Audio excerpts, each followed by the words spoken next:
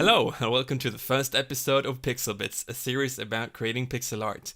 In this episode we will be going over 4 different softwares that are commonly used to create pixel art, their prices, their platform availability and their advantages. First up, we've got Gale. It's an old but trusted software that used to cost money but became freeware during June of 2017, but it's only available for Windows. It has a bunch of neat features that makes pixel art and animation easier, such as onion skinning and exporting animations to sprite sheets. If you're on a budget but still want something good and sturdy, I would recommend using this software. Second up is Aseprite. It's a modern and all-round great software and is very common amongst pixel artists. It currently sits at a price of $15 and is available on itch.io, Humble Store and on Steam. It's available for Windows, Linux and Mac OS. Don't worry about all those things that I just said. All the links to the softwares can be found in the description of this video.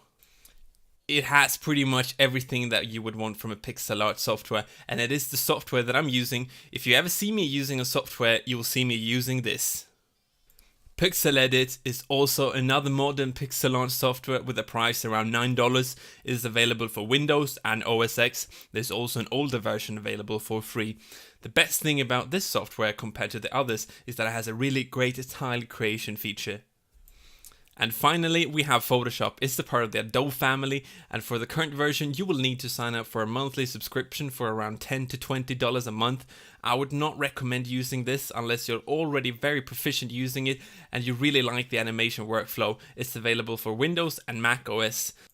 And now, the best about Gale is that it's free, and for all of you on a tight budget, this would be your choice.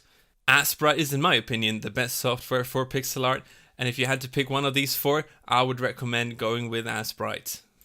And Pixelart has a really great tile creation feature, as I said before, that exceeds Aseprite's tile creation. So if you're looking into creating a lot of tile sheets, I would recommend going with this software. And finally, Photoshop, which I personally do not enjoy creating pixel art in, has a really powerful color adjustment tools, and I usually find myself tweaking the colors of sprites that I've made in Aseprite in Photoshop, doing the final color touch-up and adjustments before calling it done. So, that was 4 softwares that you can use to create pixel art. In the end, it comes down to preference, and I know at least one person of each of these softwares that would call it their favorite pixel art software.